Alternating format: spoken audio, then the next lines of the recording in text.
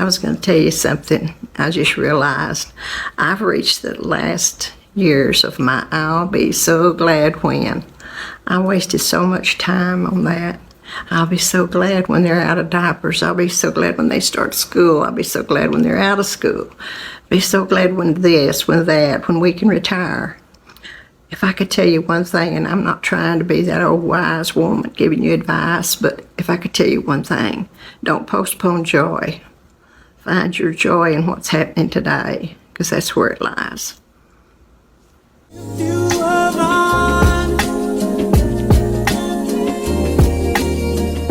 Hey y'all, welcome back to my channel. My name is Sonia, and today we're getting into some more self-development speak.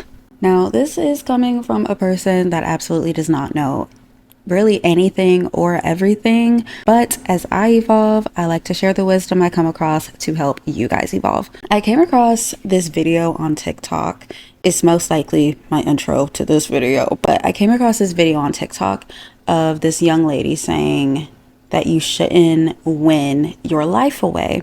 And she was talking about a video that she previously saw of an older lady saying that you shouldn't win your life away. It just kind of changed something in my brain chemistry and made me think of how important it is to truly enjoy the process and the processes that life takes us through. And so we're going to be getting a little bit into that today. I'm only 26, so I can't imagine how it feels to be in your 60s and your 70s and your 80s and you're now realizing like, oh my gosh, I postponed all my joy away.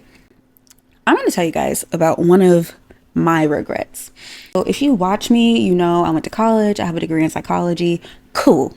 However, one regret that I have, especially like now that I'm in my mid-20s, is that when I was in college, like I didn't make that much of an effort to really like ground myself and be present in that situation because I went to a school that I didn't want to go to. I went to a school in my hometown, and coming out of high school, like that was never something that I wanted to do. I actually didn't do that initially. I went to a different university an hour away, but it was literally destined for me to go to the school I went to because financially, I ain't gonna lie, it set me up a lot better. But yeah, attended a school that I didn't want to attend. It was in my hometown, and I didn't really do the best job of embracing the process of me even being in that school. I didn't put my best foot forward to really make like close knit friends and close relationships. I did make friends, I did hang out with people, but it's just like after graduating, I don't really talk to anyone that I went to college with. Like, at least not on a regular basis. My thought process when I was in school was, oh my gosh, I don't want to be here. Like, I literally grew up here. This is nothing new. When I graduate, I'll finally be happy. And when I move, I'll finally be happy. I'll finally be free. Me focusing on, oh yeah, when I graduate, really put a damper on what my college experience could have been.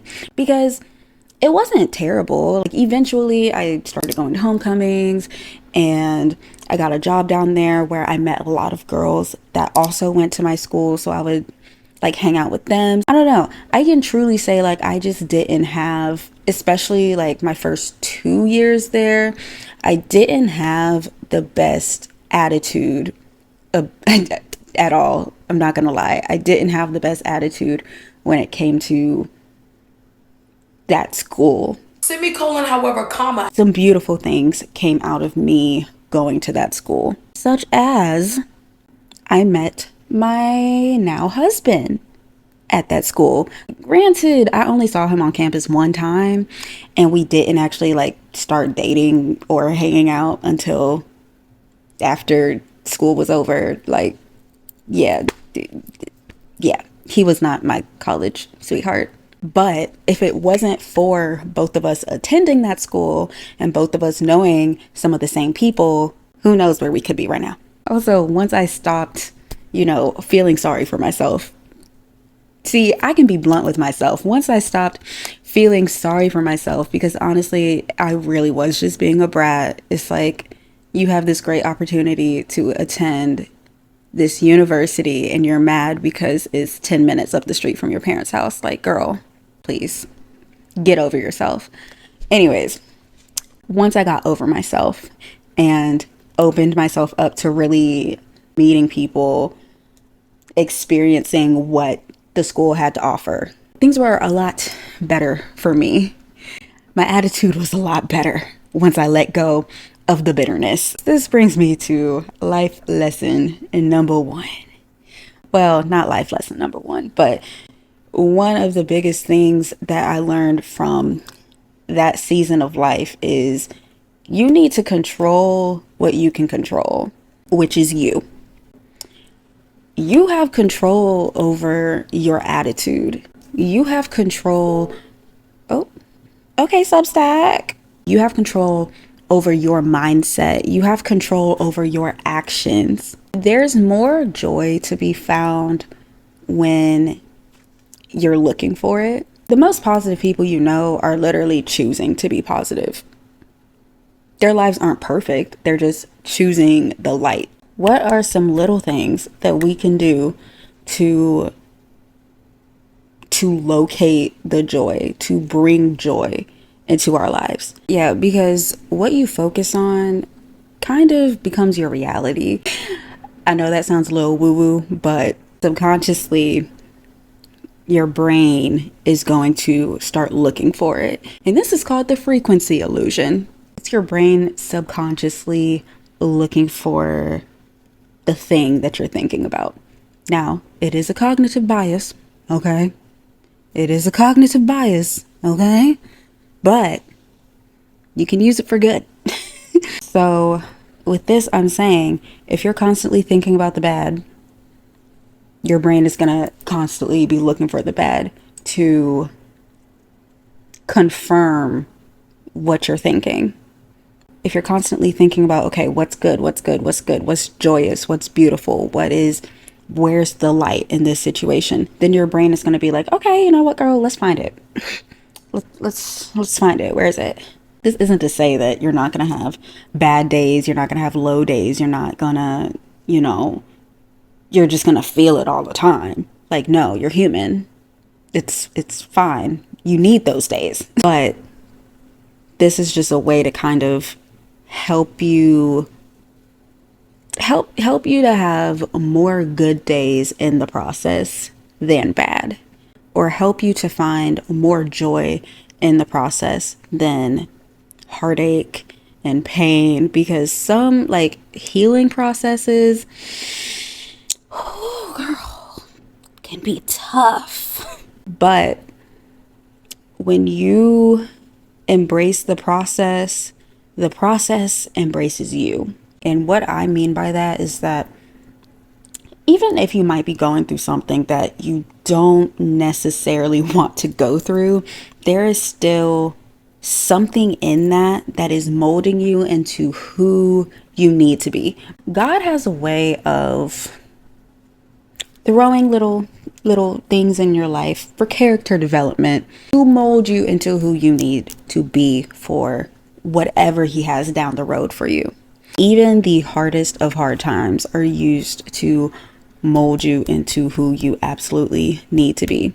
Instill characteristics in you that you absolutely need, and take characteristics out of you that you might have needed in your last season, but you can't carry with you into your new season. Now, the older I get, the more I feel like, okay, maybe it's not happening to me. Maybe it's happening for me. Because if I truly believe that God is working everything together for my good, then this can't be the end. This literally can't. There is a light at the end of the tunnel. I'm just not at the end of the tunnel yet. So now I want to switch gears into more goal-oriented processes, because I do talk about goals a lot on this channel and reaching them and being disciplined and like all of that, but I never really talk about like the different types of goals that we might have. So I just finished reading this book called Don't Believe Everything You Think. In that book, the author talks about two types of goals. There's goals of inspiration and goals of desperation. Inspirational goals inspire you. You're excited to actually pursue these goals. Goals are fulfilling you. They energize you. Did I already say that?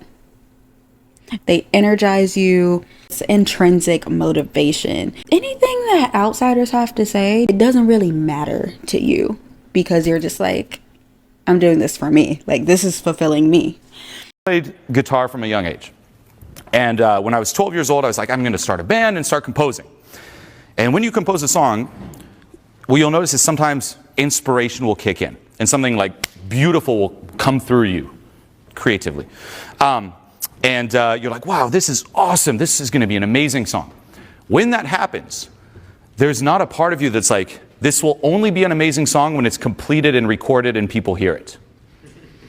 There's an assumption it's going to happen and you're going to move it in that direction, but you're completely immersed in the right now, enjoying the right now. Okay? And that's what happens. Like, there's never a point where it's like, I've done enough. It's like the work continues, the journey continues, but you're completely immersed in the right now, moving in a certain direction. There's no need to be anywhere else. So you do have an intention, like, I'm going to move in this direction. Same with the song, but you're enjoying every step of the way. While goals that are birthed from desperation, they deplete you. Constantly focused on, okay, when I finally get here, then I can have this. It's not about the process. Constantly outcome focused. You're constantly like chasing the goal. Like when you chase something, you're going to run out of breath. These goals, they lead to burnout. They feel like a chore to do. They don't energize you. They're actually energy suckers. Like they're energy vampires. For example, going to school and picking a major that your parents might love, but that you are literally, there's no part of you that's interested in it. That's a goal that's birthed from desperation. Also, it feels very urgent. Like, if I don't do blank, then this bad thing is going to happen. There is no way to like enjoy that process.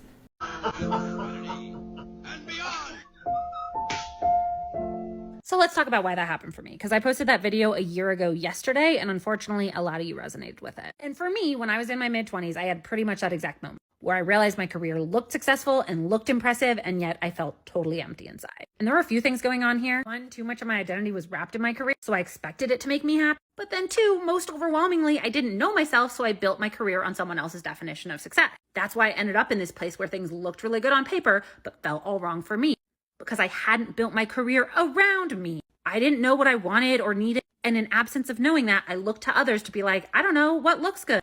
What should I do here? And that's how I ended up in this place, because I did things that were perfect on paper, but weren't actually aligned for me. That's why in order to get to that place where I could actually feel good about my career again, I had to start making more intentional, aligned decisions. And in order to do that, I had to do some serious self-work to reconnect with myself. That being said, when you set these goals for yourself, are they goals of inspiration or are they goals of desperation? Are you saying, oh, I want to be an entrepreneur? Okay, cool. That's great. Do you want to be an entrepreneur because you're naturally drawn to that? Because you don't want to work for anyone else? Because you have a disciplined mindset already? Because you have a vision that energizes you and you want to present it to the world? Or do you want to be an entrepreneur because you see a whole bunch of other people who are entrepreneurs and they're living the life that you actually want to live? You see being an entrepreneur as the vehicle to get to the life that you want to live. Which person is going to enjoy the process versus resent the process? Person B is going to feel like this process is an absolute chore. And so next time you set a goal for yourself, ask yourself, is this goal coming from inspiration or is this goal coming from desperation? Is this goal energizing me?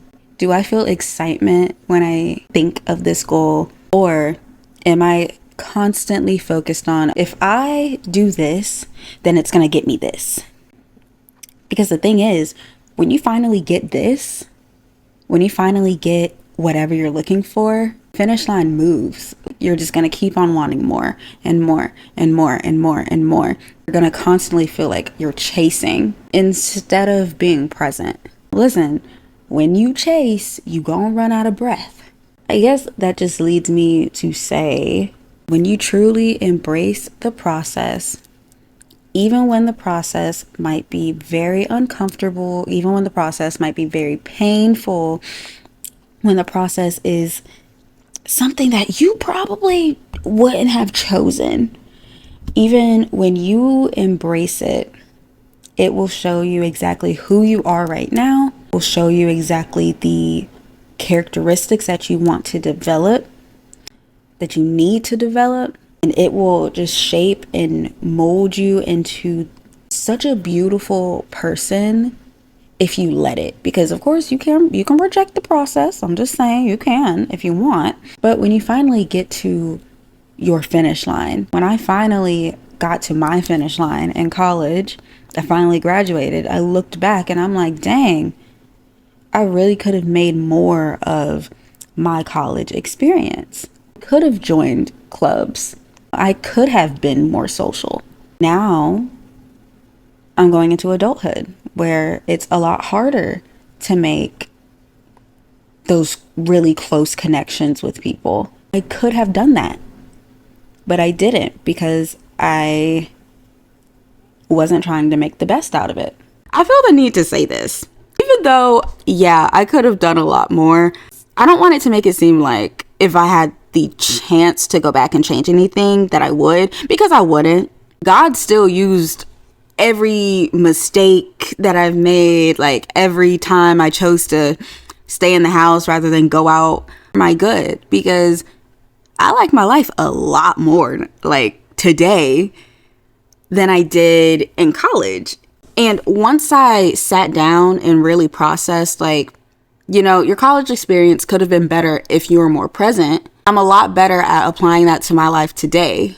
And so I'm just glad that I learned that lesson earlier in life rather than later in life. I have people that I can call up and talk to about anything unjudged. Like, it still worked out in the end. When you get to your finish line and you look back, you want to be proud of the friends you made along the way. You want to be proud of the characteristics that you've gained along the way. You know, you want to be proud of what made you the you that you are today.